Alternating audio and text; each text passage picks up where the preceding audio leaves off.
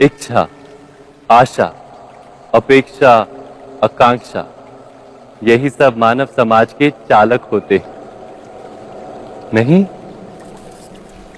यदि कोई आपसे पूछे कि आप कौन, तो आपका उत्तर क्या होगा? विचार कीजिए।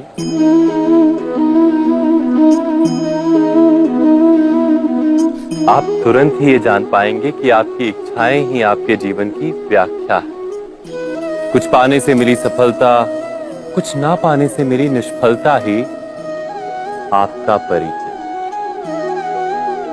अधिकतर लोग ऐसे जीते हैं कि स्वयं भीतर से मरते रहते हैं, किंतु अपनी इच्छाओं को नहीं मार पाते। इच्छाएं उन्हें दौड़ाती हैं जिस प्रकार मृग कृष्णा मृग को दौड़ाती।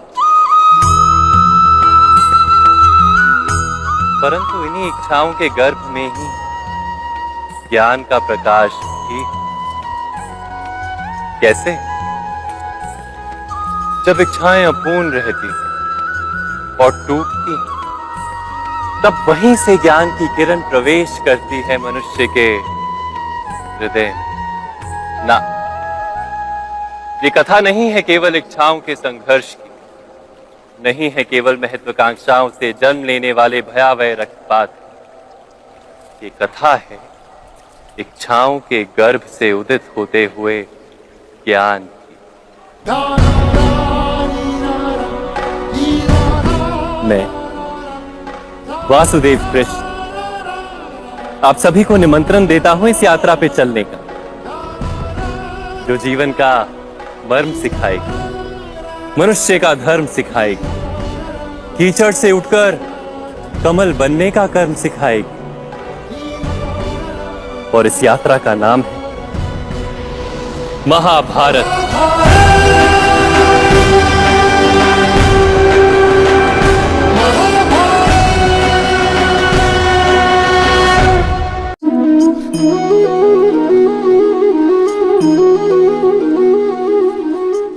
संतानों के भविष्य को सुख से भरने का प्रयत्न करना, यही हर माता पिता का प्रथम कर्तव्य होता है, जिन्हें आप इस संसार में लाए और जिनके कर्मों से ये जगत आपका भी परिचय पाएगा भविष्य में।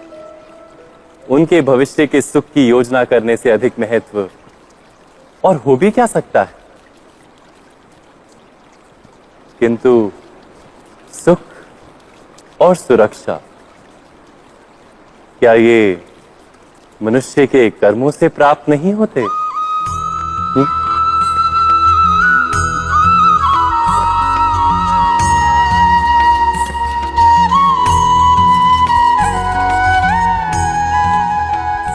माता पिता के दिए हुए अच्छे या बुरे संस्कार, उनकी दी हुई योग्य अथवा अयोग्य शिक्षा, क्या आज के सारे कर्मों का मूल नहीं? संस्कार और शिक्षा से बनता है मनुष्य का चरित्र। अर्थात माता पिता अपनी संतानों का जैसा चरित्र बनाते हैं, ऐसा ही बनता है उनका भविष्य। किंतु फिर भी अधिकतर माता पिता अपनी संतानों का भविष्य सुरक्षित करने की चिंता में उनका चरित्र निर्माण का कार्य भूल ही जाते हैं। वस्तुतः जो माता पिता अपने संतानों के भविष्य की चिंता करते हैं, उनकी संतानों को कोई लाभ नहीं होता। किंतु जो माता पिता अपने संतानों के भविष्य की नहीं, उनके चरित्र का निर्माण करते हैं, उन संतानों की प्रशस्ति समस्त संसार करता है। स्वयं विचार कीजिए। कभी कभी कोई घटना मनुष्य के जीवन की सारी योजनाओं को तोड़ देती और मनुष्य उस आघात को अपने जीवन का केंद्र मान लेता है। पर क्या भविष्य मनुष्य की योजनाओं के आधार पर निर्मित होते हैं? नहीं। जिस प्रकार किसी ऊंचे पर्वत पर सर्वप्रथम चढ़ने वाला उस पर्वत की तलाई में बैठकर जो योजना बनाता है, क्या वही योजना उसे उस पर्वत की चोटी तक पहुंचाती है? नहीं। वास्तव में वो जैसे जैसे ऊपर चढ़ता है, वैसे वैसे उसे नई नई चुनौतियां, नई नई विडंबनाएं, नए नए अवरोध मिलते हैं। प्रत्येक पद पर वो अपने अगले पद का निर्णय करता है। प्रत्येक पद पर उसे अपनी योजनाओं को बदलना पड़ता है। कहीं पुरानी योजना उसे खाई में ना ढकेल दे। वो पर्वत को अपने योग्य नहीं बना पाता, केवल स्वयं को पर्वत के योग्य बना सकता है। क्या जीवन के साथ भी ऐसा ही नहीं? जब मनुष्य जीवन में किसी एक चुनौती को, एक अवरोध को अपने जीवन का केंद्र मान लेता है, अपने जीवन की गति को ही रोक देता है, तो वो अपने जीवन में सफल नहीं बन पाता और ना ही सुख और शांति प्राप्त कर पाता। अर्थात जीवन को अपने योग्य बनाने के बदले स्वयं अपने को जीवन के योग्य बनाना ही सफलता और सुख का एकमात्र मार्ग नहीं? स्वयं विचार कीजिए।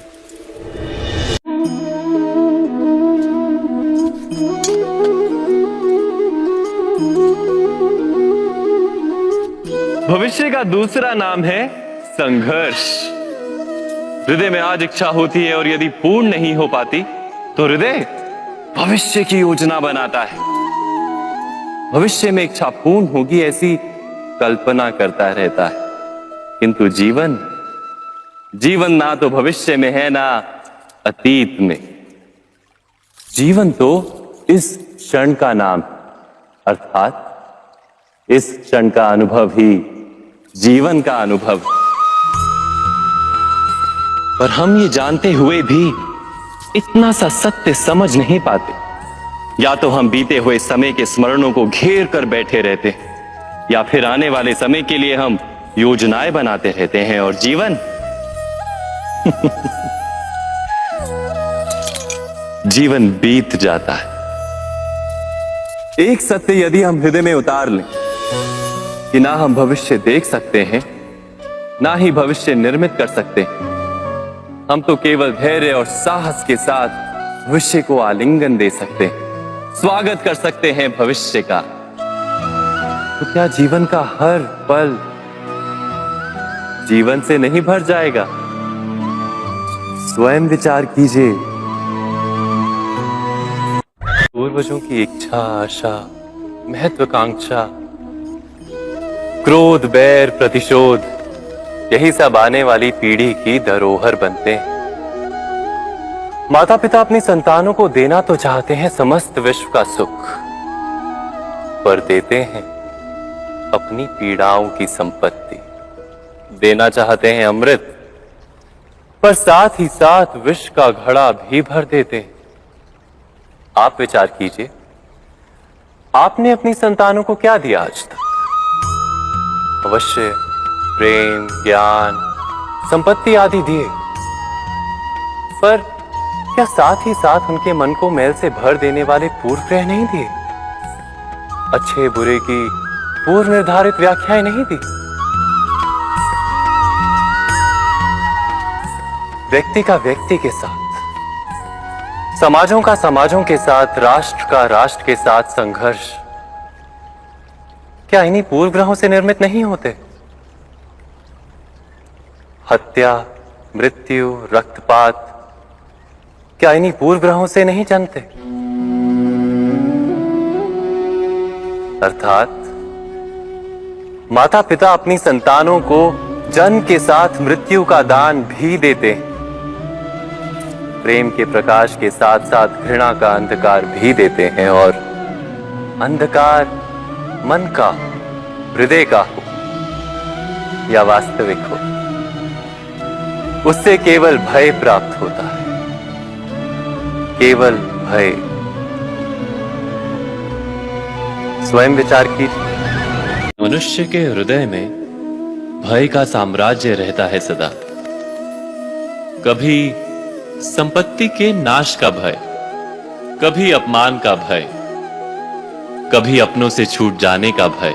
इसीलिए भय का होना सबको स्वाभाविक ही लगता है। क्या कभी विचार किया है, जो स्थिति अथवा वस्तु भय को जन्म देती है, क्या वहीं से वास्तव में दुख आता है? नहीं, ऐसा तो कोई नियम नहीं। और सबका अनुभव तो यह बताता है कि भय धारण करने से भविष्य के दुख का निवारण नहीं होता। भय केवल आने वाले दुख की कल्पना मात्र ही है, वास्तविकता से इसका कोई संबंध नहीं है।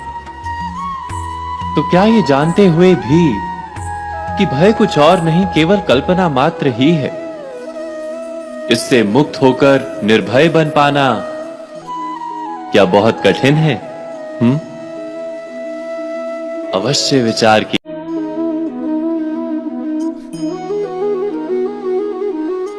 जगत में प्रत्येक व्यक्ति को किसी ना किसी प्रकार की निर्बलता अवश्य होती। जैसे कोई बहुत तेजी से दौड़ नहीं पाता तो कोई अधिक भार नहीं उठा पाता, कोई असाध्य रोग से पीड़ित रहता है तो कोई पढ़े हुए पाठों को स्मरण में नहीं रख पाता। ऐसे अनेकों उदाहरण और भी हैं। क्या आप किसी ऐसे व्यक्ति को जानते हैं जिसे सब कुछ प्राप्त हो और हम जीवन की उस एक निर्बलता को जीवन का केंद्र मानकर जीते हैं? इस कारणवश हृदय में दुख और असंतोष रहता है सदा। निर्बलता मनुष्य को जन्म से अथवा संजोग से प्राप्त होती है, किंतु उस निर्बलता को मनुष्य का मन अपनी मर्यादा बना लेता है। किंतु कुछ व्यक्ति ऐसे भी होते हैं जो अपने पुरुषार्थ और श्रम से उस निर्बलता को पराजित कर देते हैं। क्या भेद है उनमें और अन्य लोगों में? यह आपने कभी विचार किया है? सरल सा उत्तर है इसका। जो व्यक्ति निर्बलता से पराजित नहीं होता, जो पुरुषार्थ करने का साहस रखता है हृदय में, वो निर्बलता को पार कर जाता है। अर्थात निर्बलता अवश्य ईश्वर देता है, किंतु मर्यादा मनुष्य का मन ही निर्मित करता है। स्वयं विचार कीजिए। मनुष्य के सारे संबंधों का आधार है अपेक्षा। पति कैसा हो जो मेरा जीवन सुख और सुविधा से भर दे?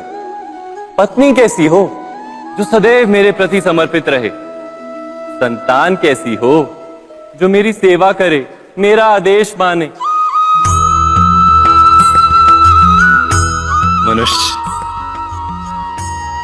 मनुष्य उसी को प्रेम भी कर पाता है जो उसकी अपेक्षा पूर्ण करता है। और अपेक्षा की तो नियति है भंग होना। कैसे? क्योंकि अपेक्षा मनुष्य के मस्तिष्क में जन्म लेती है। कोई अन्य व्यक्ति उसकी अपेक्षाओं के बारे में जान ही नहीं पाता। पूर्ण करने की प्रामाणिक इच्छा हो तब भी कोई मनुष्य किसी की अपेक्षाओं को पूर्ण नहीं कर पाता, और वहां से जन्म लेता है संघर्ष। सारे संबंध संघर्ष में परिवर्तित हो जाते। पर मनुष्य अपेक्षा को संबंध का आधार ना बनाए और स्वीकार करे केवल संबंध का आधार, तो क्या ये जीवन स्वयमेव सुख और शांति से नहीं भर जाएगा? स्वयं विचार कीजिएगा।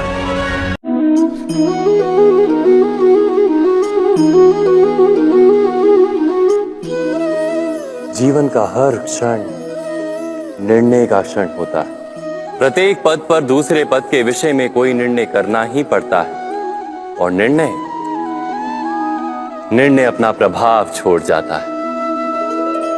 आज किए गए निर्णय भविष्य में सुख अथवा दुख निर्मित करते हैं, ना केवल अपने लिए, अपने परिवार के लिए भी, आने वाली पीढ़ियों के लिए भी। जब कोई दुविधा सामने आती है तो मन व्याकुल हो जाता है, अनिश्चय से भर जाता है। निर्णय का वो क्षण युद्ध बन जाता है और मन बन जाता है युद्ध भूमि। अधिकतर निर्णय हम दुविधा का उपाय करने के लिए नहीं, केवल मन को शांत करने के लिए लेते हैं। पर क्या कोई दौड़ते हुए भोजन कर सकता है? नहीं। तो क्या युद्ध से जूझता हुआ मन कोई योग्य निर्णय ले पाएगा? वास्तव में शांत मन से जब कोई निर्णय करता है तो अपने लिए सुखद भविष्य बनाता है। किंतु अपने मन को शांत करने के लिए जब कोई निर्णय करता है तो वो व्यक्ति भविष्य में अपने लिए कांटों भरा वृक्ष लगाता है। स्वयं विचार कीजिएगा।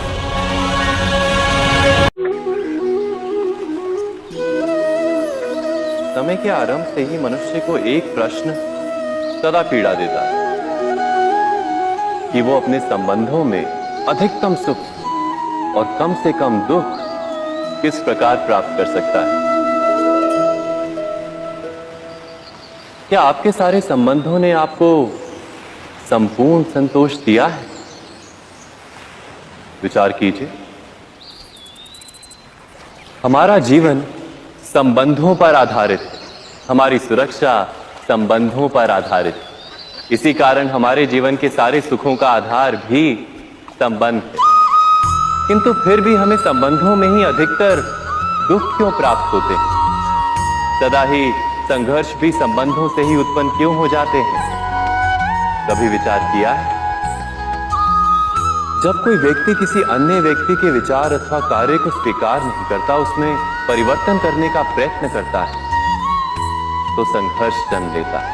अर्थात जितना अधिक अस्वीकार उतना ही अधिक संघर्ष, और जितना अधिक स्वीकार उतना ही अधिक सुख।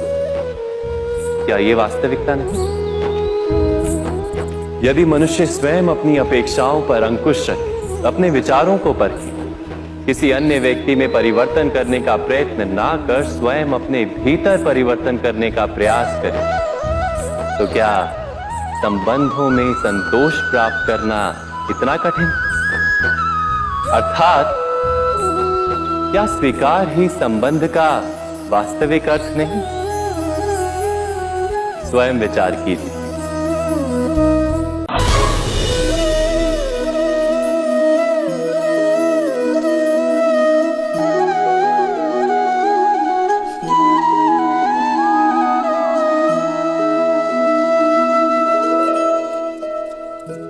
जब किसी व्यक्ति को किसी घटना में अन्याय का अनुभव होता है तो वो घटना उसके अंतर को झकझोर देती, समस्त जगत उसे अपना शत्रु प्रतीत होता है।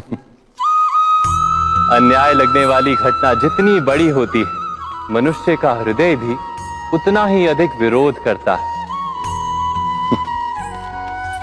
उस घटना के उत्तर में वो न्याय मांगता है, और ये योग्य भी है। वास्तव में समाज में किसी भी प्रकार का अन्याय व्यक्ति की आस्था और विश्वास का नाश है। किंतु ये न्याय क्या है?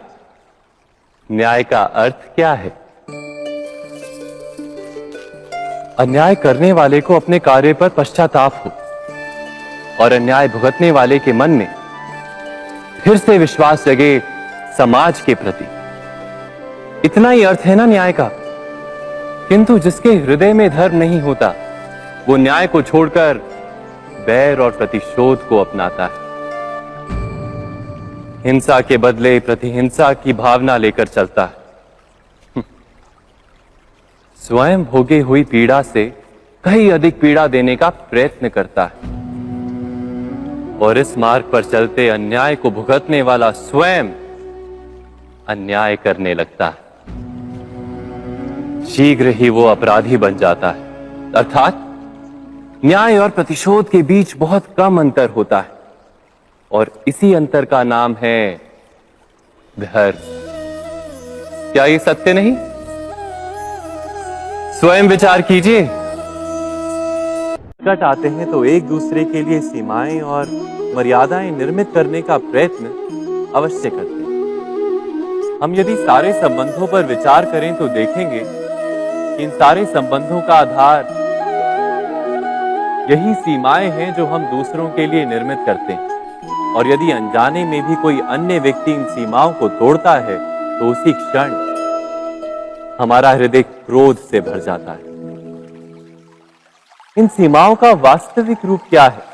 क्या हमने कभी विचार किया?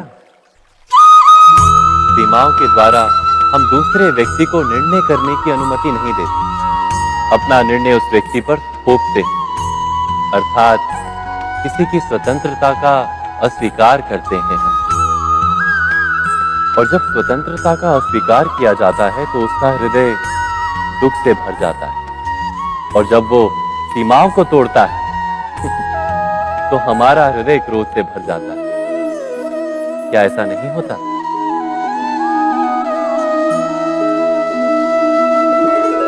पर यदि एक दूसरे की स्वतंत्रता का सम्मान किया जाए तो किसी मर्यादाओं या सीमाओं की आवश्यकता ही नहीं होती।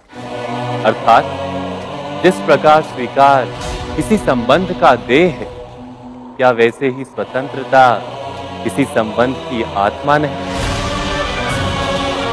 स्वयं विचार कीजिए।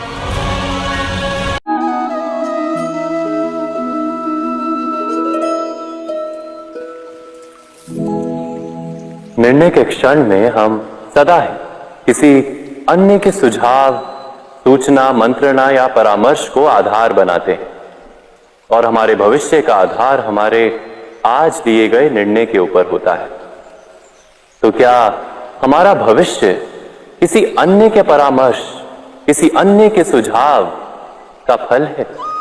क्या हमारा संपूर्ण जीवन किसी अन्य की बुद्धि का परिणाम? क्या हमने कभी विचार किया है?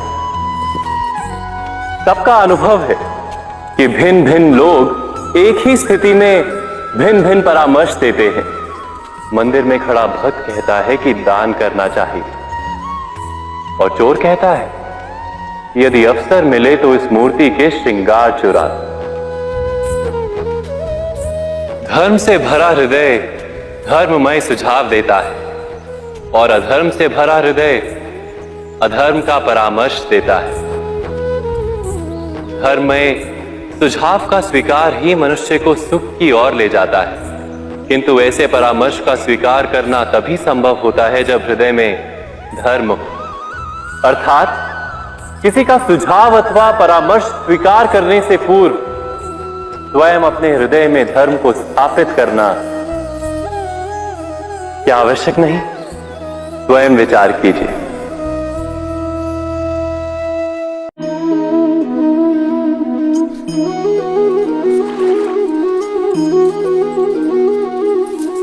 पिता सदा ही अपने संतान के सुख की कामना करते हैं, उनके भविष्य की चिंता करते रहते हैं। इसी कारणवश सदा ही अपने संतानों के भविष्य का मार्ग स्वयं निश्चित करने का प्रयत्न करते रहते हैं। जिस मार्ग पर पिता स्वयं चला है, जिस मार्ग के कंकर पत्थर को स्वयं देखा है, मार्ग की छाया, मार्ग की धूप को स्वयं जाना है, उसी मार्ग पर उसका पुत्र भी चले, यही इच्छा रहती है हर पिता की। निसंदेह उत्तम भावना है ये, किंतु 3 प्रश्नों के ऊपर विचार करना हम भूल ही जाते हैं। कौन से प्रश्न?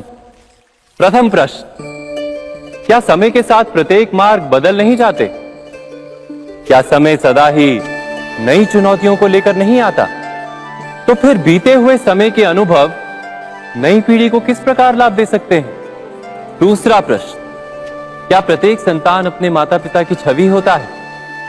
हाँ, संतानों को संस्कार तो अवश्य माता पिता देते हैं, किंतु भीतर की क्षमता तो ईश्वर देते हैं। तो जिस मार्ग पर पिता को सफलता मिली है, विश्वास है कि उसी मार्ग पर उसकी संतानों को भी सफलता और सुख प्राप्त होगा। तीसरा प्रश्न, क्या जीवन के संघर्ष और चुनौतियां लाभकारी नहीं होती? क्या प्रत्येक नया प्रश्न एक नए उत्तर का द्वार नहीं खोलता? तो फिर संतानों को नए नए प्रश्नों, संघर्षों और चुनौतियों से दूर रखना, ये उनके लिए लाभ करना कहलाएगा या हानि पहुंचाना? अर्थात जिस प्रकार संतान के भविष्य का निर्माण करने के बदले उसके चरित्र का निर्माण करना श्रेष्ठ है, वैसे संतानों के जीवन का मार्ग निश्चित करने के बदले उन्हें नए संघर्षों के साथ जूझने के लिए मनोबल व ज्ञान देना अधिक लाभदायक नहीं होगा? स्वयं विचार कीजिए।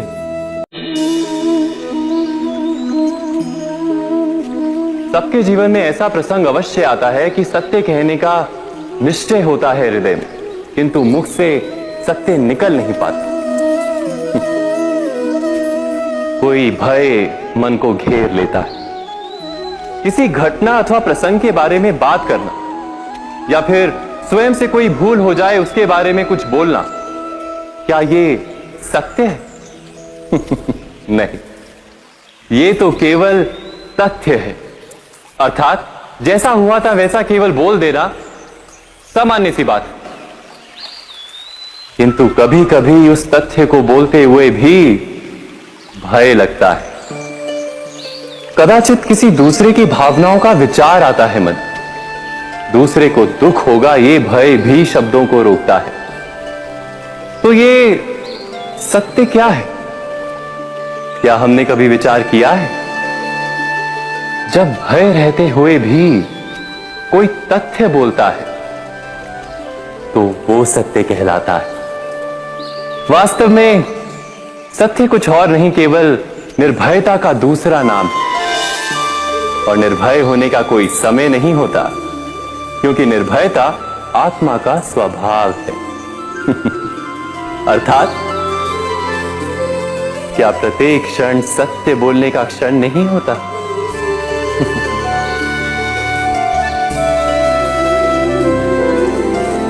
स्वयं विचार कीजिए। उसका हृदय क्रोध से भर जाता है। जिस व्यक्ति को वो अपना अपराधी समझता है उसे दंड देने का प्रयत्न करता है। पर क्या हमारी इच्छा या आशा का भंग होना क्या सदा ही किसी का अपराध होता है? इच्छाओं के अपूर्ण रहने के तो कई कारण हो सकते हैं। कुछ तो संजोग के कारण अधूरी रह जाती हैं और कुछ नियति के कारण। और कभी कभी इच्छाओं का स्वरूप ही ऐसा होता है कि वो पूर्ण नहीं हो पाती। बिना परिस्थिति पर विचार किए किसी को अपराधी मान लेना न्याय नहीं, प्रतिशोध है। न्याय का आधार तो दया है, करुणा है, और प्रतिशोध का आधार क्रोध, अहंकार। अर्थात हृदय में करुणा धारण किए बिना किसी के अपराध के विषय में विचार करना, किसी को दंड देना, क्या अपने आप में ही अन्याय नहीं? स्वयं विचार कीजिए।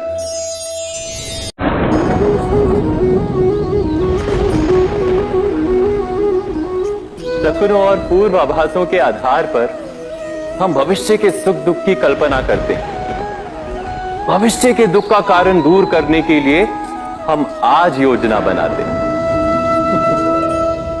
किंतु कल के संकट को आज निर्मूल करने से हमें लाभ मिलता है या हानि पहुंचती है? ये प्रश्न हम कभी नहीं करते। सत्य तो ये है कि संकट और उसका निवारण साथ जन से, व्यक्ति के लिए भी और सृष्टि के लिए भी। नहीं, आप अपने भूतकाल का स्मरण कीजिए, इतिहास को देखिए। आप तुरंत ही ये जान पाएंगे कि जब जब संकट आता है तब तब उसका निवारण करने वाली शक्ति भी जन्म लेती है। यही तो जगत का चलन है। वस्तुतः संकट ही शक्ति के जन्म का कारण है। प्रत्येक व्यक्ति जब संकट से निकलता है तो एक पद आगे बढ़ा होता है, अधिक चमकता है, आत्मविश्वास से अधिक भरा होता है, न केवल अपने लिए अपितु विश्व के लिए भी। क्या ये सत्य नहीं? वास्तव में संकट का जन्म है एक अवसर का जन्म, अपने आप को बदलने का अवसर, अपने विचारों को ऊंचाई पर करने का अवसर, अपनी आत्मा को बलवान और ज्ञान मंडित बनाने का अवसर। जो ये कर पाता है उसे कोई संकट नहीं होता, किंतु जो ये नहीं कर पाता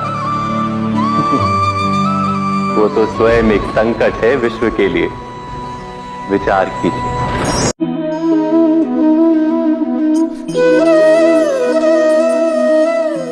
परंपरा में धर्म बसता है और परंपराएं ही धर्म को संभालने का कार्य करती हैं, ये सत्य है। पर क्या केवल परंपरा ही धर्म है?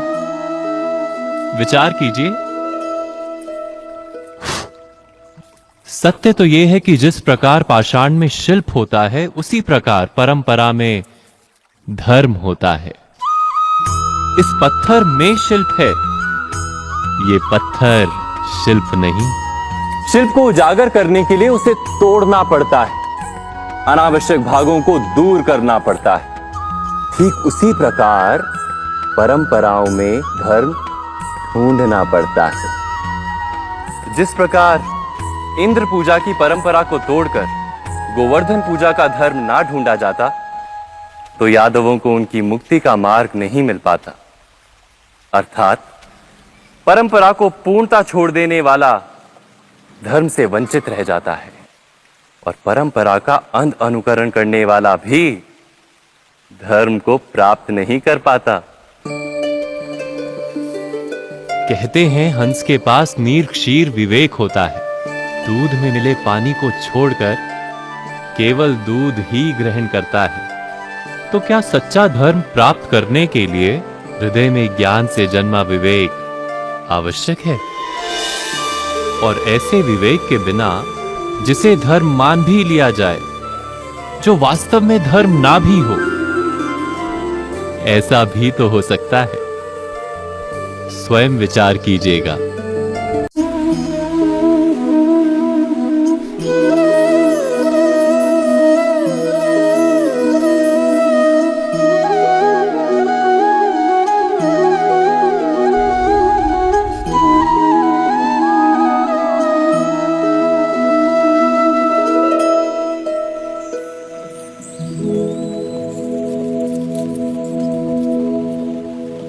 भविष्य के आधार पर सब आज का निर्णय लेना चाहते हैं।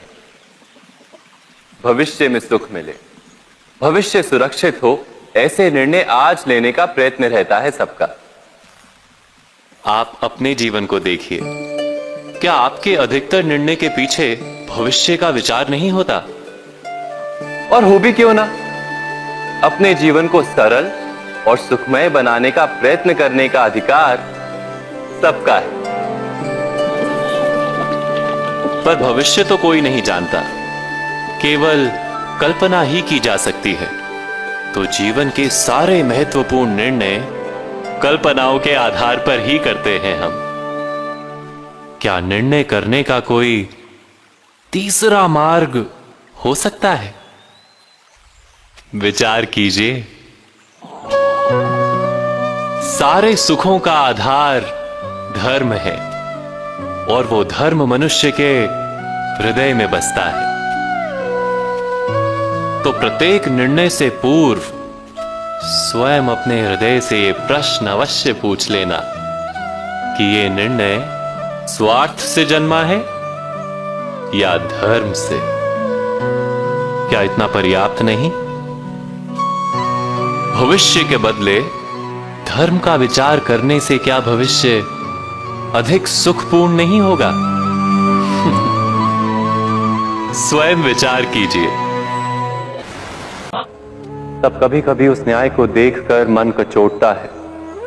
प्रश्न उठता है हृदय में कि जब वो अपराध हुआ था तब व्यक्ति भिन्न था। उसके पश्चात उसने इतने पश्चाताप किए, स्वयं में इतना परिवर्तन किया, फिर उसे दंड क्यों मिले? पर जहां आघात होता है वहां प्रत्याघात भी होता है। जैसा कर्म वैसा फल। यदि किसी को प्रेम दोगे तो सुख प्राप्त होगा, यदि किसी की हत्या करोगे तो मृत्यु दंड मिलेगा। जैसा कार्य वैसा ही न्याय। तो फिर प्रायश्चित और पश्चाताप का कोई मूल्य नहीं है? अवश्य है मूल्य। प्रायश्चित और पश्चाताप मनुष्य की आत्मा को बलवान करता है। आने वाले दंड को स्वीकार करने के लिए मनुष्य को तैयार करता है। अर्थात बिना प्रायश्चित के दंड स्वीकार करने का कोई मूल्य है? स्वयं विचार कीजिए।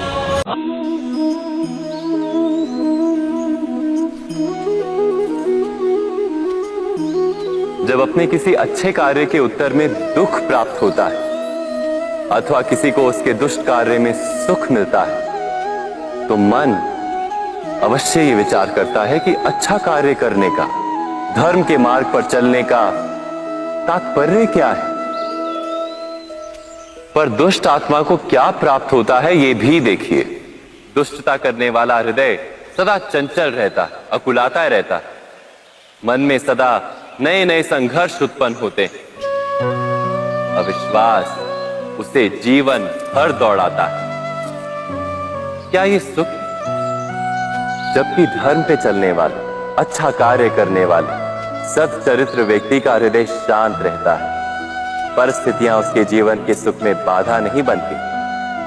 समाज में सम्मान और मन में संतोष रहता है सदा। अर्थात अच्छा बर्ताव भविष्य में किसी सुख का मार्ग नहीं। अच्छा बर्ताव स्वयं सुख अथवा बुरा बर्ताव भविष्य में किसी दुख का मार्ग नहीं। अधर्म उसी क्षण दुख उत्पन्न करता है। धर्म से सुख नहीं, धर्म स्वयं सुख।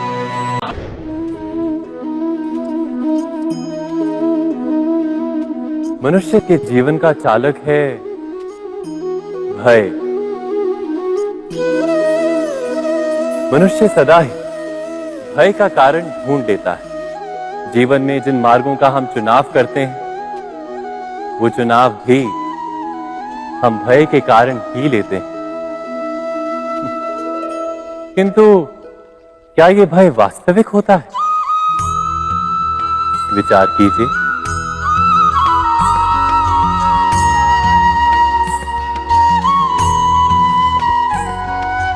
भय का अर्थ है आने वाले समय में विपत्ति की कल्पना। किंतु समय का स्वामी कौन? ना तो हम समय के स्वामी हैं, ना हमारे शत्रु या प्रतिस्पर्धी। समय तो ईश्वर के अधीन चलता है। तो क्या यदि कोई आपको हानि पहुंचाने के लिए केवल योजना बनाता है वो वास्तव में आपको हानि पहुंचा सकता है? नहीं। किंतु भय से भरा हुआ हृदय हमें अधिक हानि पहुंचाता है। क्या ये सत्य नहीं?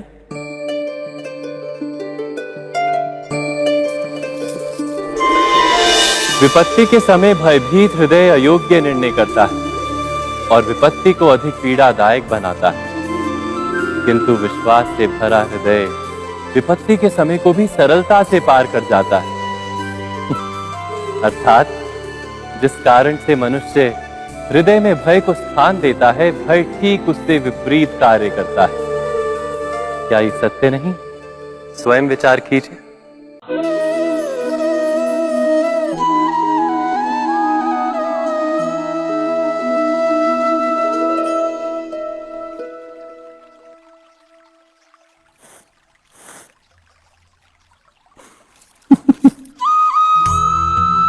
जीवन में आने वाले संघर्षों के लिए जब मनुष्य स्वयं को योग्य नहीं मानता, जब उसे अपने ही बल पर विश्वास नहीं रहता, तब वो सद्गुणों को त्याग कर दुर्गुणों को अपनाता है। वस्तुतः मनुष्य के जीवन में दुर्जनता जन्म ही तब लेती है जब उसके अंतर में आत्मविश्वास नहीं होता। आत्मविश्वास ही अच्छाई को धारण करता है।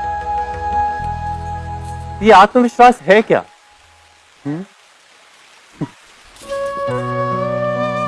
जब मनुष्य ये मानता है कि जीवन का संघर्ष उसे दुर्बल बनाता है, तो उसे अपने ऊपर विश्वास नहीं रहता। वो संघर्ष के पार जाने के बदले संघर्ष से छूटने के उपाय ढूंढने लगता है। किंतु जब वो ये समझता है कि ये संघर्ष उसे अधिक शक्तिशाली बनाते हैं, ठीक जैसे व्यायाम करने से देह की शक्ति बढ़ती, तो प्रत्येक संघर्ष के साथ उसका उत्साह बढ़ता है। अर्थात आत्मविश्वास और कुछ भी नहीं, मन की स्थिति, जीवन को देखने का दृष्टिकोण मात्र है। और जीवन का दृष्टिकोण तो मनुष्य के अपने वश में होता है। स्वयं विचार कीजिए। सत्ता की लालसा सबके हृदय को घेरे रहती है। प्रत्येक व्यक्ति अपना एक राष्ट्र निर्मित करने का प्रयत्न अवश्य करता है। फिर वो राष्ट्र गुरु राष्ट्र की भांति बहुत बड़ा हो या फिर अपने परिवार तक सीमित हो, वो सत्ता प्राप्त करने का प्रयास अवश्य करता है। किंतु सत्ता का वास्तविक रूप क्या है?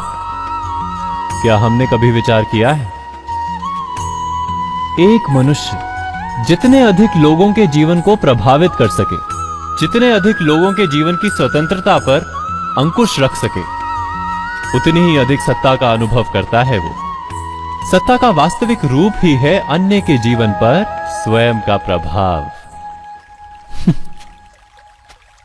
किंतु क्या वास्तविक प्रभाव प्रेम, दया, करुणा और धर्म से निर्मित नहीं होता? जब भी मनुष्य कठोरता और अधर्म से सत्ता प्राप्त करने का प्रयत्न करता है, तब वो दूसरों के हृदय में विरोध अथवा विद्रोह को जन्म देता है। और परिणाम कुछ इस प्रकार। हां, कुछ समय के लिए वो स्वयं को प्रभावी और शक्तिशाली अवश्य पाता है, किंतु वो वास्तविक सत्ता नहीं। यही कारण है कि भृगु और वशिष्ठ जैसे ऋषियों की आज भी पूजा की जाती है, रावण और हिरण्यकश्यप की नहीं। इस पर तो आप विचार अवश्य करें। सत्य कहा ना? इस संसार में आने वाला प्रत्येक बालक संपूर्णतः संस्कार रहित होता है। उसके अंतर पर ना किसी अच्छे संस्कार के चिन्ह अंकित होते हैं, ना ही बुरे संस्कार के। अर्थात जन्म से बालक में ना कोई गुण होता है और ना ही कोई दोष। तो ये दोष अथवा गुण किस प्रकार प्राप्त होते हैं? क्या हमने कभी विचार किया है? जो बात माता पिता के मुख से निरंतर सुनी जाती है, वही बात उनकी संतानों के हृदय का संस्कार बनती है। जैसे किसी गांव में नदी तट तक एक पगडंडी बन जाती है, केवल उस मार्ग पर बार बार चलने के कारण। अर्थात माता पिता के हृदय की इच्छाएं उनकी संतानों के हृदय का दोष अथवा गुण बनकर जन्म लेती हैं। क्या ये सत्य नहीं? पर फिर भी जब उनकी संतानों में कोई दोष दिखाई देता है, तो माता पिता आश्चर्य और दुख से भर जाते हैं। माता पिता का हृदय ये प्रश्न करता है कि उनकी संतानों में ये कुसंस्कार आए कहां से? सत्य तो यही है कि माता पिता अपनी संतानों को अनजाने में ही कुसंस्कार के बीज दे देते हैं, जो उनके संतानों की हृदय भूमि पर कुसंस्कार का वृक्ष बनकर उगता है। अर्थात अपनी संतानों को सुसंस्कारी और धर्ममय बनाने की आशा रखने वाले प्रत्येक माता पिता को प्रथम अपने हृदय की इच्छाओं पर अंकुश रखना क्या अनिवार्य नहीं?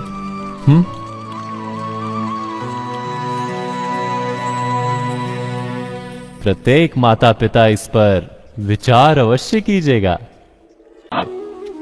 कि वो स्वयं को, अपने परिवार को, अपनी संतानों को अधिकतम सुख प्राप्त हो ऐसी इच्छा रखता है।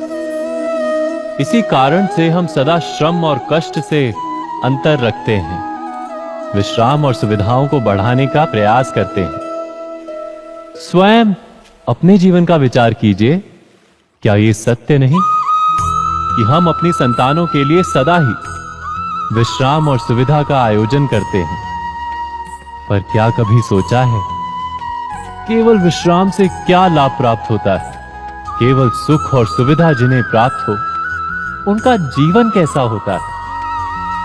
शरीर जब श्रम करता है तो अधिक स्वस्थ बनता है। बुद्धि भी जब कठिन चुनौतियों का सामना करती है तो अधिक तेजस्वी बनती है। ये हम सबका अनुभव है, पर हम शायद ये भूल जाते हैं कि मन और आत्मा को जब कठिनाइयां प्राप्त होती हैं तब वे भी अधिक बलवान होती हैं। अर्थात जब भी हम अपनी संतानों को श्रम और दुख से दूर रखने का प्रयास करते हैं, क्या वास्तव में उनके सुख का मार्ग बंद नहीं कर देते? स्वयं विचार कीजिए।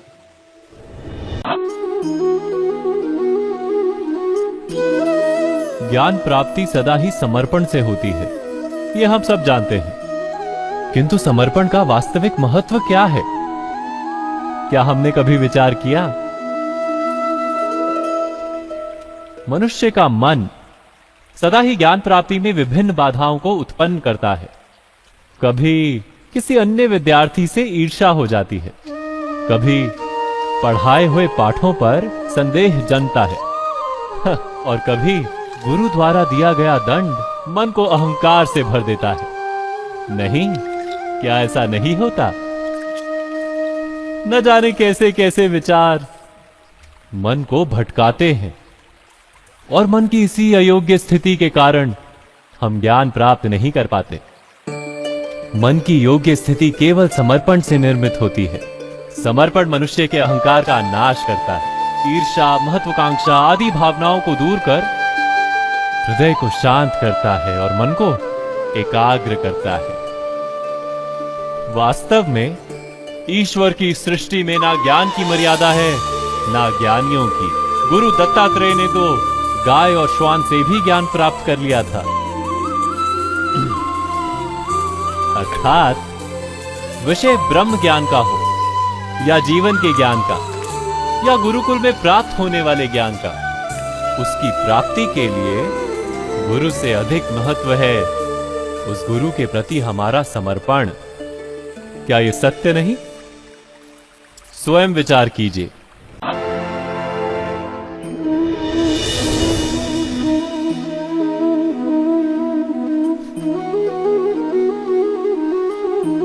एक ही गुरु के पास शिक्षा प्राप्त करने वाले सारे शिष्य एक समान विद्या प्राप्त नहीं कर पाते। सारे शिष्य गुरु की बातें सुनते हुए अवश्य दिखाई देते हैं, उनकी पूजा करते हुए दिखाई देते हैं, किंतु एक समान विद्या प्राप्त नहीं कर पाते। क्या कभी विचार किया है ऐसा क्यों होता है? सत्य तो यह है कि विद्या प्राप्त ना कर पाने वाले शिष्य समर्पण का दिखावा तो करते हैं, किंतु समर्पण का वास्तविक अर्थ नहीं समझ पाते। गुरु के चरणों में फूल चढ़ाने से अथवा गुरु का आदेश मानने मात्र से क्या समर्पण सिद्ध होता है? नहीं। समर्पण का वास्तविक अर्थ है जब गुरु के प्रति मन में कोई संदेह ना रहे, गुरु के मुख से आदेश निकले उससे पूर्व शिष्य उस कार्य को पूरा कर दे। गुरु के विचारों के साथ शिष्य के विचार एक हो जाए। शिष्य जब तक अपने गुरु में ब्रह्मा, विष्णु, महेश इनके रूप ना देख ले, तब तक उसका समर्पण सत्य नहीं। वास्तव में समर्पण किसी कार्य का नाम नहीं, समर्पण तो हृदय की भावना और मन की स्थिति का नाम है। अर्थात हमारे अज्ञान में क्या दोष केवल हमारे मन का नहीं? स्वयं विचार कीजिए।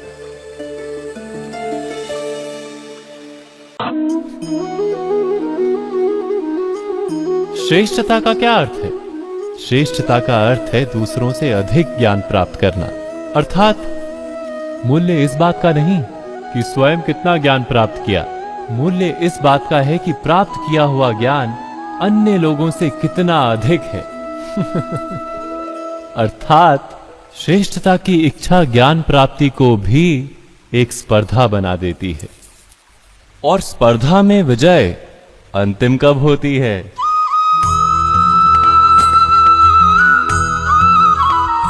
कुछ समय के लिए तो श्रेष्ठ बना जा सकता है, किंतु सदा के लिए कोई श्रेष्ठ नहीं रह पाता। फिर वही असंतोष, पीड़ा और संघर्ष जन्म लेता है। किंतु श्रेष्ठ बनने के बदले यदि उत्तम बनने का प्रयत्न करें तो क्या होगा? उत्तम का अर्थ है कि जितना प्राप्त करने योग्य है वो सब प्राप्त करना, किसी से अधिक पाने की इच्छा से नहीं, मात्र आत्मा की तृप्ति हेतु कुछ प्राप्त करना। उत्तम के मार्ग पर किसी अन्य से स्पर्धा नहीं होती, स्वयं अपने आप से स्पर्धा होती है। अर्थात उत्तम बनने का प्रयत्न करने वाले को देर अबेर सारा ज्ञान प्राप्त हो जाता है, बिना प्रयत्न के ही वो श्रेष्ठ बन जाता है। किंतु जो श्रेष्ठ बनने का प्रयत्न करता है वो श्रेष्ठ बने या ना बने, उत्तम कभी नहीं बन पाता।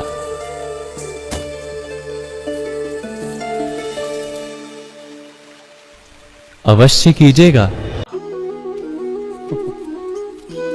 जब जब मनुष्य के सामने कोई विकट स्थिति आती है तो मनुष्य ईश्वर से प्रार्थना करता है, ईश्वर के समक्ष याचना करता है कि वो स्थिति से उभरे। किंतु इस प्रार्थना का वास्तविक रूप क्या है? क्या ये हमने कभी विचार किया है? प्रार्थना का अर्थ है अपनी सारी आशंकाएं, सारी चिंताएं, सारे संकल्प विकल्प, अपनी सारी योजनाएं ईश्वर के चरणों पर रख देना। अर्थात अपने कर्म का फल क्या होगा इसकी चिंता ना करके धर्म के अनुरूप कर्म करना, ईश्वर की योजना को अपनी नियति मानना, यही प्रार्थना है ना। किंतु ईश्वर की योजना को समझ पाना क्या संभव है?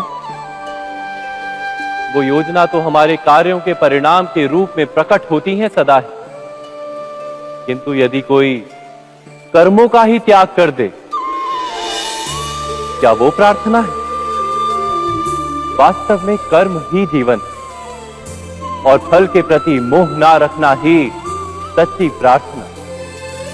जो प्रार्थना कर्म में बाधा बन जाए, मनुष्य को कार्य ही ना करने दे, वो प्रार्थना है या पराजय?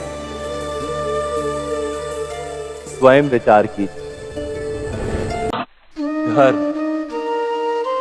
धर्म के विषय में सब विचार करते हैं, कोई अपने ही धर्म के विषय में, कोई अन्य के धर्म के बारे में। किसी के अधर्म को लेकर चर्चाएं होती ही रहती हैं। कोई भी ऐसा नहीं है जो धर्म के विषय पर विचार ना करता हो। किंतु वास्तव में धर्म है क्या? क्या कोई ये समझ पाया है? धर्म मनुष्य को दूसरे मनुष्य के साथ, समस्त सृष्टि के साथ सुख से जीने का ज्ञान देता है। यही कारण है कि किसी धर्म के स्थान पर मनुष्य को सदा ही शांति प्राप्त होती है। क्या यह आपका अनुभव नहीं? अर्थात धर्म मनुष्य के सारे संघर्षों का नाश करता है। पर यह किस प्रकार संभव है कि किसी मनुष्य को किसी अन्य के साथ कोई संघर्ष ना हो? विचार करें,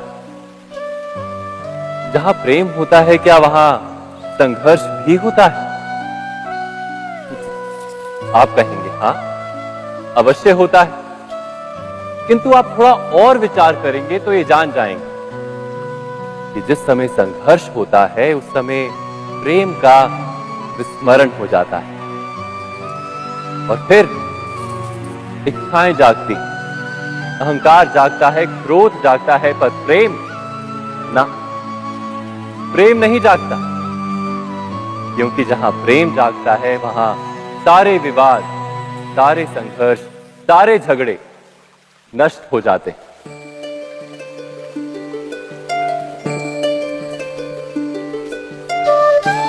यदि ऐसा ही प्रेम सारे विश्व के लिए जागे तो केवल मनुष्य नहीं, पशु पक्षी के लिए, घास के तिनके के लिए भी यदि हृदय में प्रेम हो तो क्या कोई क्रोध का कारण रह जाता है? नहीं ना। एक व्यक्ति के हृदय में दूसरे व्यक्ति के लिए जो प्रेम का भाव होता है, वही प्रेम भाव समस्त सृष्टि के लिए हो तो उसे करुणा कहा जाता है। करुणा अर्थात सारे विश्व का स्वीकार, सबके लिए केवल प्रेम और कुछ नहीं, कहीं किसी के लिए कोई विरोध नहीं। करुणा ही वास्तव में सारे धर्मों का सार है। धर्म यदि वृक्ष है तो करुणा ही उसका मूल, उसकी जड़। पर बार बार ऐसा समय आता है कि मनुष्य धर्म के मूल को ही भूल जाता है, कुछ नियमों, परंपराओं को पकड़कर बैठता है और करुणा को भुला ही देता है। और ये जगत भर जाता है संघर्षों से, ईर्ष्याओं से, शोषण से, क्रोध से, बैर से, अर्थात अधर्म से। और तब परमात्मा को अवतार धारण करना पड़ता है मनुष्य को वास्तविक ज्ञान देने के लिए। महाभारत की ये कथा भी ऐसे ही समय की कथा है जब कुछ लोग परंपराओं को धर्म मानकर जीते थे और दूसरे अधर्म से भरे थे। क्रोध, बैर, महत्वाकांक्षाओं के भंवर में फंसकर धर्म का नाश कर रहे थे। व्यक्ति को व्यक्ति से प्रेम तो था, किंतु समस्त विश्व के लिए प्रेम नहीं था हृदय में। जगत में करुणा नहीं। इसी कारण से मैंने अवतार धारण किया।